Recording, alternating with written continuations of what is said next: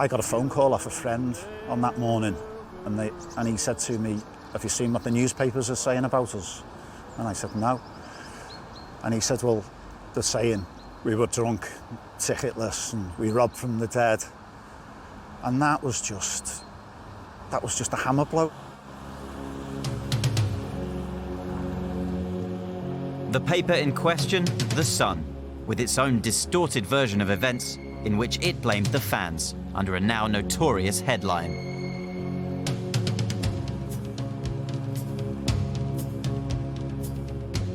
When that headline came out, I was absolutely outraged. I could have killed the journalist.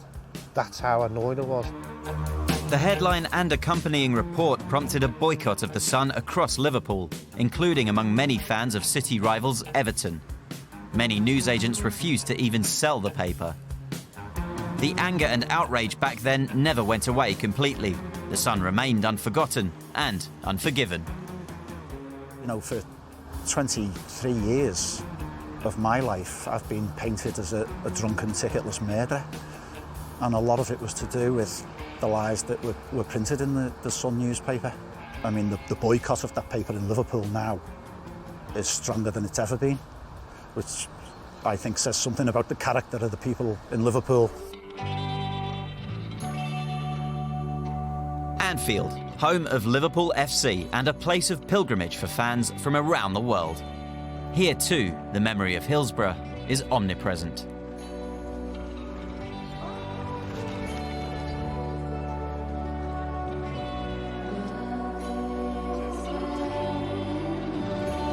You'll never walk alone, sing the fans at every game, and it seems nobody does here.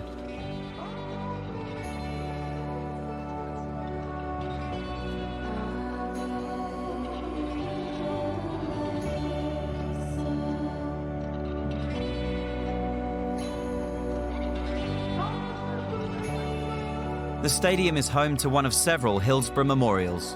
It lists the names of all the 96 victims, the youngest of them just 10 years old.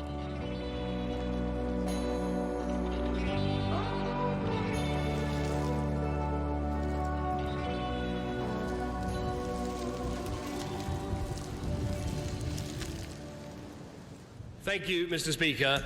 Mr. Speaker, yesterday marked a momentous day for the family and friends of the 96 victims of the Hillsborough disaster. Over the last 27 years, their search for justice has been met with obfuscation and hostility instead of sympathy and answers.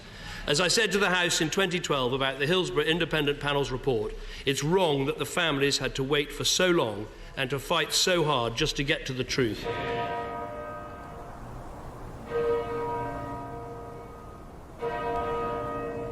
In 2009, an independent commission was set up to investigate the real truth behind the tragedy. It held its meetings in Liverpool Cathedral. 41 people therefore had evidence that they had potential to survive after the period of 315. More anguish for relatives of those who lost their lives.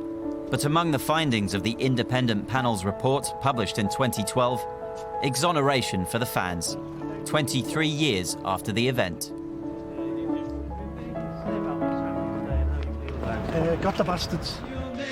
In addition to The Sun, the initial police report had likewise blamed supporters. But in 1991, the official coroner's inquest recorded a verdict of accidental death.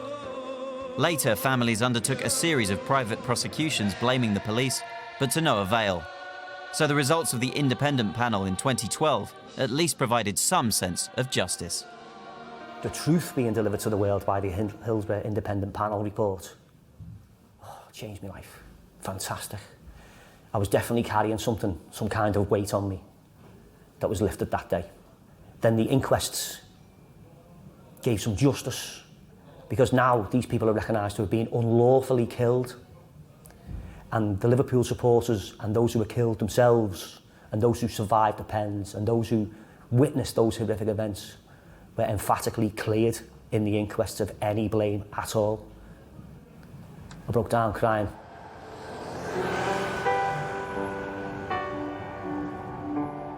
30 years after the disaster, a court in Preston near Liverpool heard evidence of whether those in charge of law and order and security at the stadium had failed in their duty. The case was in the headlines, a story that remains highly charged in England.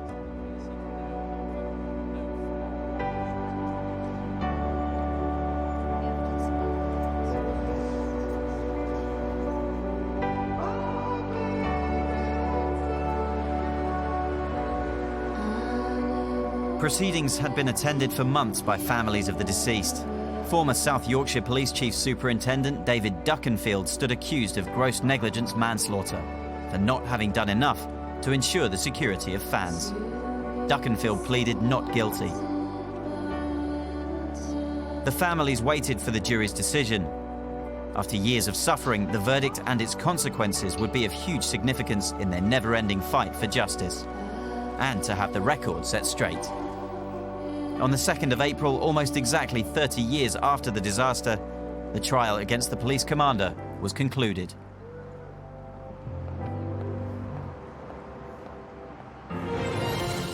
The jury in the trial of the Hillsborough match commander has been unable to reach a verdict. Former Chief Superintendent David Duckenfield, now 74, had denied the gross negligence manslaughter of 95 Liverpool fans in the 1989 disaster. The prosecution said David Duckenfield was ultimately responsible for Hillsborough. The defence said he was unfairly singled out for blame. The jury couldn't decide, as his 3-month trial ended without a verdict. Nice breath here, mate. Yeah. You want a hug? The jury's failed to reach a verdict. The friends are sad, but not surprised. Hey, adios amigo. Bonjour, fellas. They still have hopes of one day seeing justice for all.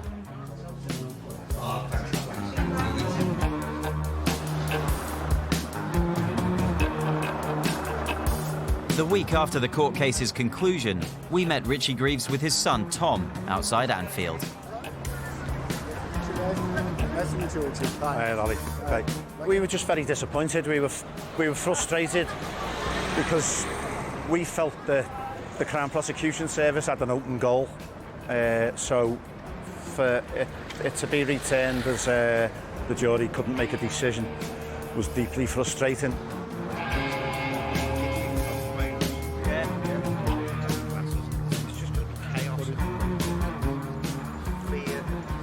In my opinion, there won't be a day when the flame goes out and the fight disappears. If there's still a battle to be won, then we'll be here together fighting it.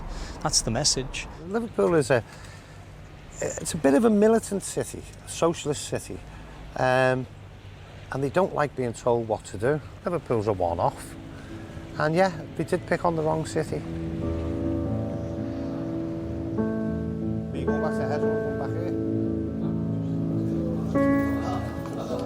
Sets it like it's cool. It's baseball. Peter Carey's doing it all, good kind of. How are you? Enjoy it. Good morning. Yeah, wouldn't have minded a draw like against Tom. I'd gladly put myself out to meet with somebody else who's been in Pentrine for, and I still gain great strength from meeting with people who've been in Pentrine for. Hillsborough is a life force. Hillsborough is a social dynamic, and the energy of that is such that because of my place in it, you've got to keep moving on there, yeah. And that's what I needed to do in the pens. I often reflect the thing back and so what does that mean in the pens, As I think, got to keep moving. We know, as Liverpool supporters, that we weren't to blame. So, if they say, OK, you weren't to blame, because they have said that already, it doesn't really make me feel any better, really. It happened, and it was the fault of the authorities, but we're not allowed to say that. But what do we get at the end of the day, at the end of the storm, You get the golden sky. At the end of the storm is a golden sky. Deep down, it just happened and it was horrible. but there is no, we don't get a big gold pot at the end of it. You don't get anything. You just get a little bit of peace of mind. And you carry on, but I'll take it to the grave with me. Though your dreams be tossed and blown, walk on with hope in your heart, and you'll never walk alone. You'll never walk alone. Got to be crisps at least, hasn't there?